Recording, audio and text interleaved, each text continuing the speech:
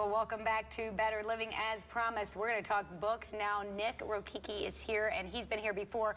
We've enjoyed many of the Pete the Popcorn books. In fact, the last one was a chapter book. I took it home. My daughter loved it. Awesome. She's a great reader. She loves to read, and she thoroughly enjoyed that book. You've got a new book, and it goes a little bit, it's a little different than your previous book. It's a little bit different. We had a healthy eating book. You know, we've dealt with popcorn and cupcakes before. We dealt with a healthy eating book, but now we're getting back into something a little more fun. We've gone to fudge, so perhaps while there's some peanut butter fudge here, I'm going to eat while you tell me about the Murdick's Mackinaw mystery. Very good. So yeah, Murdick's Mackinaw mystery. Murdick's Fudge is a well-known fudge place up in the Mackinaw City area. They've been making fudge for 125 years. 5 generations of family have now been making it. Aaron Murdick is who we're partnering with for this book. We like to partner with businesses from across the country to promote literacy in communities nationwide. And a lot of times the best way to do this is through something like this, through fudge. So the story really centers on the Murdick family, and they lose their fudge recipes. There's a windstorm and they go out the window. And so the Murdick families all separate and they go to different historical and tourist landmarks around the Mackinaw area looking for the fudge. So it really teaches kids about history, about the tourist attractions up in the Mackinaw area.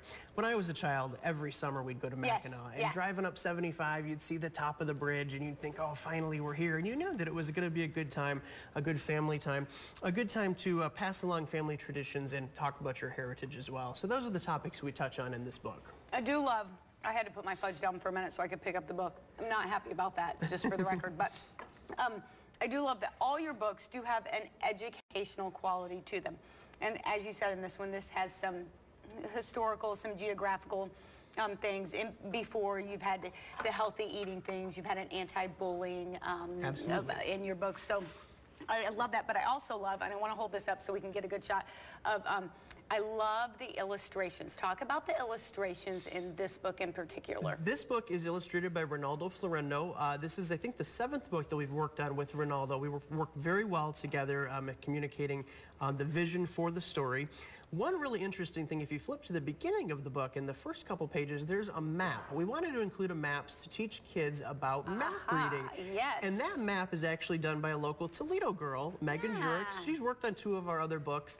But we wanted to give her an opportunity to do something full color and really get kids interested in map reading. In the story, we talk about to the east, to the west. So this is a really good way to introduce younger kids, 1st, 2nd grade, into how to read a map and which directions are which. So we were excited to incorporate Megan's talent into that book as well. What a great skill, because it's a skill that unfortunately, because of the old cell phone and Google Maps, we've probably really gotten out of using that skill. I agree. Right now, we just type it into our phone and then we listen to Siri tell us where to go. Right. When I was a kid, I loved looking at maps and seeing this is here and this is here, and I could have looked at maps for hours. So I hope that teachers across the country really are able to use that in their classrooms as well. And speaking of that, you know, we are booking our 2015, 2016 school visits. It's like you and I are thinking in the same way, because I was going to say, tell people, because I want to eat some more. Tell people, you guys go into schools, don't you? A lot of times you take your books, you take your message into schools. We do. We've read to over 100,000 kids in 25 states. This year, we're really hoping to stay in the local Toledo and Detroit areas.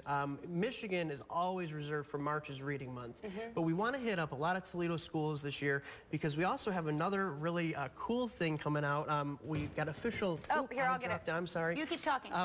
We got official approval to announce it today, and it's so exciting for me as a lifelong Toledoan that our next Pete the Popcorn book is going to be Pete the Popcorn, Pickles, Peppers, and Paprikash, and of course you can find all of that stuff at Tony Packo's. Yes. So we are so excited to partner with such a legendary local business here, and they've really embraced our message of literacy, promoting literacy, and the message in this upcoming book is for kids to try new things. There's so many menu items down there at Packo's that kids might not want to try, the pickles and the peppers. And so the book touches on that, and we cannot wait for it to come out, and that'll come out before Christmas.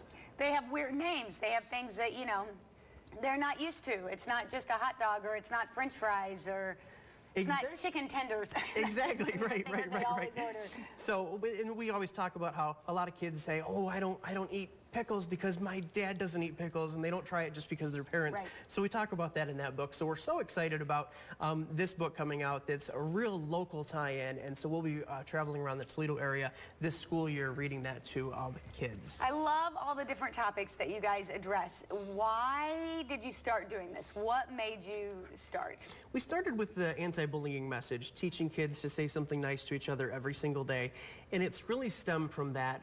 Every time we go out to a school visit, or even if we're at a festival, we'll set up with our books, meeting people, we always get new ideas from teachers, from parents.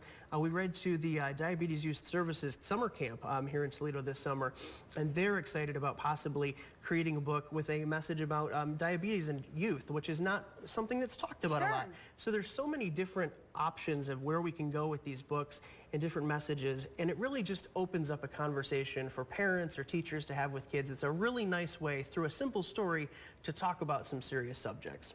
I think you guys do a fantastic job. Where can we get the new book, Murdick's Mackinaw Mystery? It is available on Amazon now, and it's doing pretty well. I think we hit a #1 position as far as children's books about heritage. So that's a little subsection, but that's really good.